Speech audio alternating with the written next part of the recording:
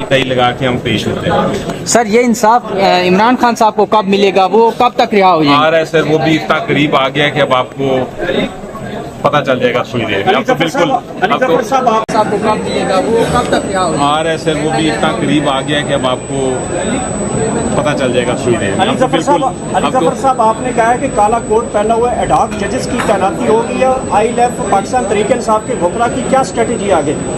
कि देखिए, जहाँ तक जो एडहॉक जजेस का ताल्लुक है, आप शख्सियात को छोड़ दीजिए।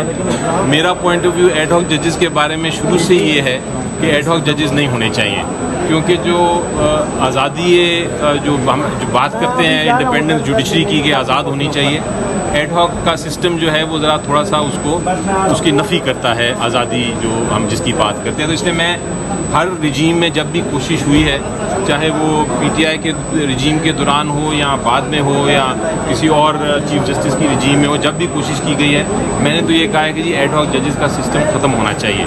इसलिए मेरी कोई शख्सियात पे कोई मुझे इतराज़ नहीं, वो ठीक है, सारे जजेस अच्छे होते हैं, लेकिन मैं एक प्रिंसिपल की बात कर रहा हूँ कि इन प्रिंसिपल एडहॉक नहीं होने चाहिए। सर ये बताइएगा, आमिर फरूक को अगर सीनियरिटी लिस्ट में देखा जाए तो वो पहले शख्स बनते थे जिनको सुप्रीम कोर्ट में लाया जा सकता था, लेकिन उनको भी नहीं लेके आया गया, क्योंकि पीछे अगर वो आते तो पीछे मोहसिन अख्तर कैनी साहब जो है वो chief justice Islamabad high court बन जाते। क्या ऐसी सर वजूहत थी कि उनको जो है नहीं लाया गया? आप चाहते हैं कि मैं कौमी सियासत के बजाय मैं जुडिशरी की सियासत की बातें करूं, वो मैं नहीं करूँगा। आज क्या कोई बड़ी खबर है अदालत के अंदर से और रऊफ हसन साहब के हवाले से? अस्सलाम वालेकुम जी बिल्कुल जी, आज बड़ी अहम डेवलपमेंट हुई है जी। अहम डेवलपमेंट ये है कि यहाँ पर तमाम लोगों को पेश किया गया था, रऊफ हसन साहब समेत जितने हमारे जो स्टाफ के लोग थे, जो PTI ऑफिस के अंदर कोई क्लर्क था, कोई चाय बनाने वाला था या किसी का कोई रोल था, उन तमाम को पेश किया गया था।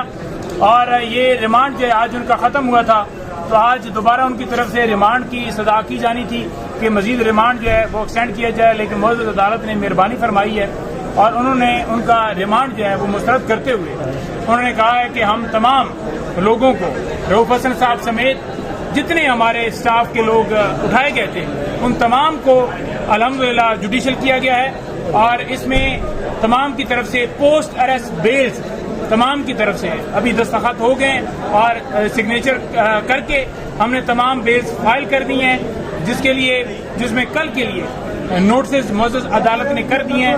कल इसके ऊपर इंशाल्लाह ताला दलाइल दिए जाएंगे और दलाइल जो दिए जाएंगे उसमें वाज़ेह मौक़िफ़ हम अपना रखेंगे, क्योंकि जो इल्ज़ामात FIR के मुताबिक लगाए जा रहे थे कि ये वहाँ पर सेल बनाकर बैठे हुए हैं और वहाँ से पूरी दुनिया में इन्होंने जाल बिछाया हुआ है, ट्वीट करते हैं, सोशल मीडिया चलाते हैं, फौज के खिलाफ प्रोपेगेंडा करते हैं, पाकिस्तान के खिलाफ प्रोपेगेंडा करते हैं, तो वो तमाम चीजें वहाँ पर हम बताएंगे कि ये झूठा मुकदमा बनाया गया है। उन लोगों को भी उठाया गया जिनका आज तक कोई अकाउंट नहीं था, ना ट्विटर का ना फेसबुक का, वो ऑफिस के अंदर काम करने वाले थे। और रऊफ हसन साहब भी पाकिस्तान तहरीक इंसाफ के मुल्क की सबसे बड़ी जमात है, उसके सरबराह है, वो कोई दहशतगर्द नहीं है। उन तमाम को दहशतगर्दों की तरह पेश किया गया। डोगर साहब थोड़ा सा ऐड करेंगे और उसके साथ चंगेज साहब खड़े हैं, वो भी अपना मौक़िफ़ ऐड करेंगे, आपको बताएंगे इंशाल्लाह ताला। जमानत हर सूरत तमाम लोगों की हो गया सब की कस्टडी में है। जितने सवालात किए गए, जितने उन्होंने जवाबात दिए, तमाम चीजें रिकॉर्ड के ऊपर देखी हैं, तमाम चीजें हमने देखी हैं कि कोई एविडेंस इन्होंने पेश नहीं की, कोई इन्होंने सबूत पेश नहीं किया, कोई ऐसी चीज ये पेश नहीं कर सके, कोई ऐसी चीज ऑन रिकॉर्ड नहीं ला सके कि इनका ये कसूर है, इन्होंने ये जुर्म किया है, ये झूठा मुकदमा बनाया गया था। इंशाल्लाह ताला आप देखेंगे कि इसमें तमाम लोगों की बेल भी होगी और उसके बाद ये मुकदमा जो है इंशाल्लाह ताला इसमें बाइज्जत बरी होंगे। ये मुकदमा चल ही नहीं सकता, झूठा मुकदमा था, बोगस मुकदमा था। इस जैसे दूसरे मुकदमात खान साहब के ऊपर, बीबी साहबा के ऊपर, तमाम लीडरान के ऊपर बनाए गए, ये भी उसी की एक कड़ी थी। आइए जी वज़ीर आज़म साहब आप भी आ जाइए, इधर साथ आ जाइए, तो ये भी अपना मौक़िफ़ इस दरमियान में ऐड करेंगे, थोड़ा सा ऐड करेंगे। जी आप भी जरा बात की, चंगेज साहब आप भी अपना कमेंट दीजिएगा जी। बिस्मिल्लाहिर्रहमानिर्रहीम। ये जो जुल्म, बदबरियत और फस्तायत है, इसके दिन अब थोड़े रह गए हैं। हमारे कारकुनों के, साथियों के, लीडरशिप के हौसले बुलंद हैं। हमारे वकला बड़ी मेहनत से इन मुकदमात को ले रहे हैं और ساری چیزیں جو ہے ہمارے قانونی جتنے بھی ساتھی ہیں ان کی کنٹرول میں ہے. اللہ تعالیٰ انشاءاللہ ہمیں آنے والے وقت میں ہر قسم کی نوید سنائے گا اور ہماری فتح ہوگی پی ٹی آئی کی اور عمران خان کی. سر یہ بتائیے گا پارا چنار میں اس ٹائم جو چل رہا ہے اس کے اوپر آپ کیا کہتے ہیں؟ پی ٹی آئی کا کیا پی ٹی آئی کا موقف وہی ہے جو خان صاحب کا ہے کہ جو انہوں نے کہا ہے وہی ہمارا موقف ہے. انہوں نے کیا کہا ہے آپ سے؟ انہوں نے تو یہی کہا ہے نا کہ یہ بند ہونا چاہیے, امن ہونا چاہیے.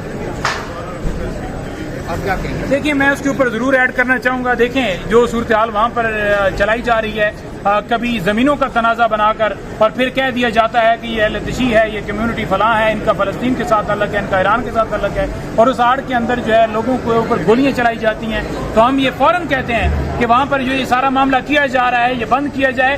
ہمارا ملک جو ہے وہ کسی صورت بھی کسی اس طرح کی ایکٹیویٹی کا جو ہے امن نہیں بن سکتا. یہاں پر پرامن ماحول ہونا چاہیے, پرامن معاملات چلنے چاہیے.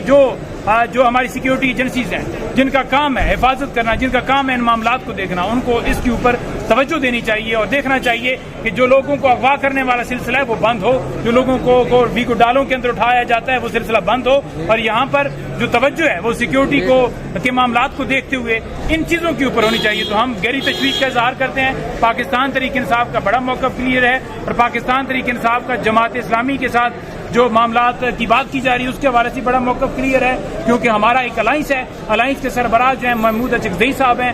جو بھی ہمارا فیصلہ ہوگا الائنس کی بنیاد کے اوپر ہوگا اور اسی کو دیکھتے ہوئے ہم آگے بڑھیں گے.